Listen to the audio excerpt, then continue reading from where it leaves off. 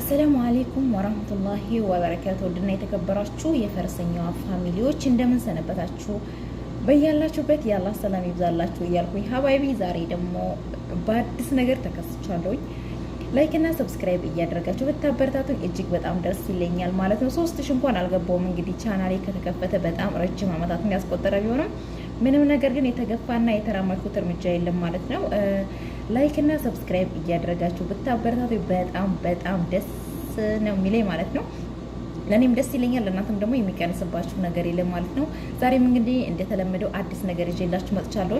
ባለፈው የሰራሁት ነበረ። እሱ ምንድነው የሳውዲ የተሰጠው ህግ ለ6 ወር የሚቆየው የምህረት አዋጅ የመጠናቀቂያው ሰዓት ላይ እንደደረሰ እና እንደዚሁም ደግሞ ተጨማሪ እድል የሚሰጥበት አጋጣሚ ሊኖር ይችላል። እንደሚሰጥም እርግጠኛ ነኝ ብዬ ቪዲዮ ሰርቼ ነበረ ማለት ነው። እና ያው እኔ ያለ መረጃ አልመጣም፣ ያላመንኩበትና እርግጠኛ ያልሆነ ነገር ይዤ አልመጣም። እና በሳውዲ ለምትኖሩ የምህረት አዋጁ የሚመለከታችሁ ከኮንትራት የጠፋችሁ እና የባለፈው የ6 ወራት ጊዜ ያመለጣችሁ በገንዘብ ማጣት ሊሆን ይችላል፣ በፓስፖርት ችግር፣ በተለያየ ከፊል በማጣት ሊሆን ይችላል። ያመለጣችሁ እህቶች ይሄ የሚመለከታችሁ ሆናችሁ ያመለጣችሁ ባለመመቻቸት በተለያየ አጋጣሚ ሰዓቱ ያለቀና ጊዜው የተቃጠለ የመሰላችሁ እንኳን ደስ ያላችሁ። አሁን እልል ማለት ትችላላችሁ ማለት ነው። እንደውም ስፈልጉ በቃ ሌላም ነገር ማለት ትችላላችሁ ማለት ነው።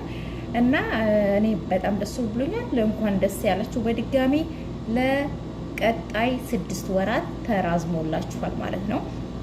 እጅግ በጣም ደስ ይላል። 6 ወር አለቀ፣ ሌላ 6 ወር ተጨመረላችሁ ማለት ነው። ስለዚህ ገንዘብም ካላችሁ ኢቃማም ማነው ፓስፖርትም ካላችሁ አሁን በፍጥነት ማሰራት ትችላላችሁ ማለት ነው። የገንዘብ የማጣት ችግር እንዴት እንደተመቻቸ ታጠቅ ገልጾ ነበር፣ የተረዳችሁ ይመስለኛል። እንደ ብድር አይነት መልክ በዛ መልክ ፕሮሰሱን መጀመር ትችላላችሁ። ግማሽ ገንዘብ ከፍላችሁ ግማሹን እየሰራችሁ ለመክፈል ማለት ነው። እና ያው የሚሰሩትም የሳውዲ ህግ ለራሳቸው ቢዝነስ እና ጠቀም ስለሆነ እያንዳንዷን እንቅስቃሴ ለሰራተኞችና ኢቃማ ለሚፈልጉ ሰዎች ምቹ እያደረጉ እያመቻቹ ነው ማለት ነው። አሁን እንግዲህ በጣም የሚገርም ነው። 6 ወር ተሰጠ፣ ሌላ ተጨማሪ 6 ወር መስጠት ማለት ያው ለእኛ ብቻ ሳይሆን ለራሳቸው ጥቅም ጭምር ነው።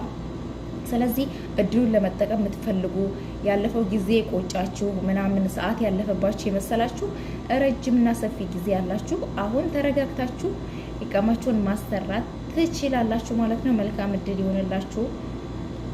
ለማታሰሩና ደግሞ እንደኔ ወደኋላ ለምታፈገፈጉ ደግሞ እንግዲህ ያላ የተሻለውን ይምረጥላችሁ ማለት ነው።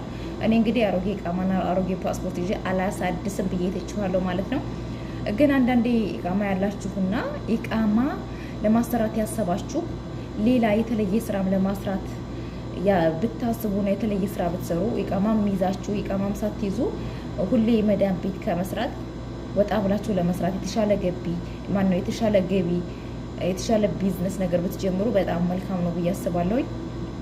እና ያው ለዛሬ እንግዲህ ይሄንን አዲስና ደስ የሚል ዜና ነው ይዤላችሁ የመጣሁት ማለት ነው። ላይክ እና ሰብስክራይብ እያደረጋችሁ አበረታቱኝ ሀባይቢ። ቻናሌ እየተንቀሳቀሰልኝ አይደለም ማለት ነው። እንደዚሁም ደግሞ ወደ ሀገር መግባት የምትፈልጉ መንገዱ ክፍት እንደሆነ የምታውቁ ይመስለኛል። መመዝገብ አለባችሁ። ከዛ ተመዝግባችሁ ወደ ሀገራችሁ ትገባላችሁ ማለት ነው። በኤምባሲ በኩል ዲስ ኤምባሲ ምናምን አውጥታችሁ ማለት ነው። የማትፈልጉ ደግሞ እንግዲህ ድሉ ተመቻችቷል። ኢቃማችሁን እያወጣችሁ ቀጥታ ወደ ሀገራችሁ መመለስ ትችላላችሁ ማለት ነው። ሀባይቢ ቤተሰብ አይቶ ለመምጣት ሀገር ናፈቃችሁ ምናምን በጣም ጥሩ እድል ነው። እንግዲህ እድሉን ተጠቀሙበት እላችኋለሁ ማለት ነው። ዛሬ እንግዲህ ይህንን ሰበር ዜና ልንገራችሁ ብዬ ነው የመጣሁት። ገና እንደሰማሁ ነው በይዘው መረጃውን ወደዚህ ያመጣሁት። በእርግጥ እርግጠኛ ነበርኩኝ ይሄ ነገር እንደሚመጣ ማለት የተሰጠው ጊዜ በጣም ረጅም ነው። በርግጥ 6 ወር ማለት ቀላል አይደለም። ነገር ግን ካለው ከህዝብ አንጻር ግን ያንሳል።